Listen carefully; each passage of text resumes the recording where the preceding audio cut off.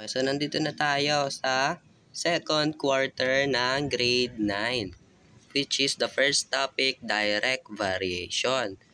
Y is equals to kx or k is equals to y over x, where k is the constant of variation. Ibig sabihin, yung k, yan yung constant sa variation, hindi yan nawawala. Kumbaga, hindi yan nababago. Nandun na talaga siya sa formula.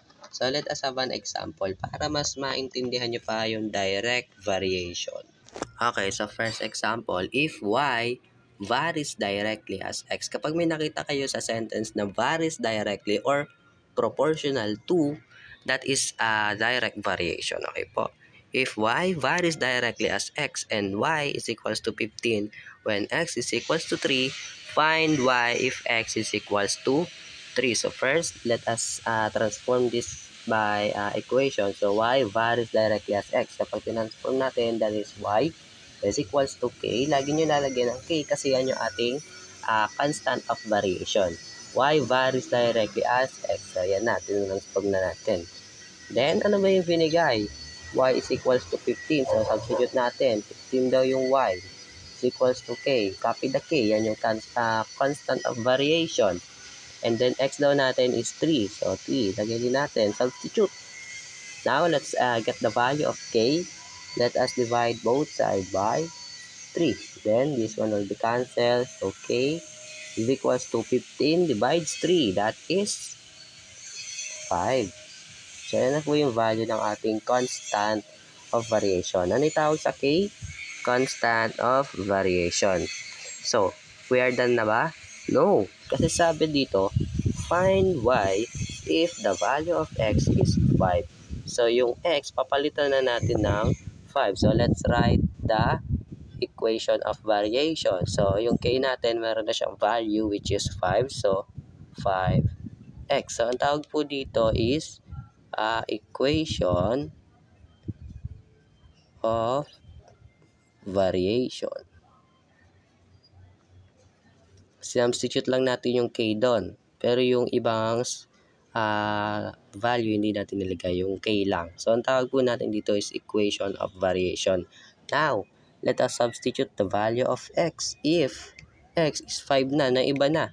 Hanapin daw natin yung value ng y kapag yung x naging 5. So, substitute natin. X daw is 5. So, 5. And then, now, what is 5 times 5? That is 25. So, yun na po yung value ng y. Okay, so next example, we have m varies directly as n.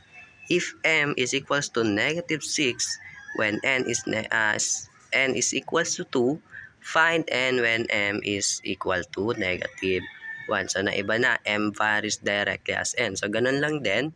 So, transform natin into equation. So, m is equals to, laging tatandaan, lalagyan nyo lagi ng k kasi yan yung ating constant of variation. And then, varies directly as n. So, n lalagyan natin dyan. Now, may binigay mo na value of m and n. Meron. Fm daw is negative 6. So, write natin, negative 6 is equals to k. And n natin, may binigay ba? Yes. So, 2. Now, let's get the value of k. Divide both sides by 2. Cancel. So, k is equals to negative 6 divide 2. That is negative 3. Ayun yung value ng ating constant of variation. Now, let's write the equation of variation. So, m is equals to negative 3. And ano tawag dito? Equation of variation. Now, we're done? No. Let's get the value of n when m is negative 12. So nandito yung n. Baka mataranta kayo pag nandyan. No. So, kung kabisado nyo lang yung mga steps sa mathematics, how to find the value of kung ano mang variable, madali lang yan. So, m natin is negative 12. Substitute natin, negative 12 daw na iba na. Negative 6 naging negative 12 is equals to negative 3n. So, dito, divide both side nyo lang ulit by 3. Kasi nga yung n yung hinahanap. Find n daw. So, this one will be cancelled. So, n is equals to negative divides negative, positive. 12 divides 3, that is positive 4. So, ito na po yung value ng n kapag yung m naging negative 12. So, ganyan lang po yung direct variation. Madali lang. So, meron pa tayong tatlong variation na i-discuss: inverse, joint, and combine. Pero abangan nyo na lang. Sa ngayon, diniscuss ko muna yung direct variation. Second quarter. Thank you.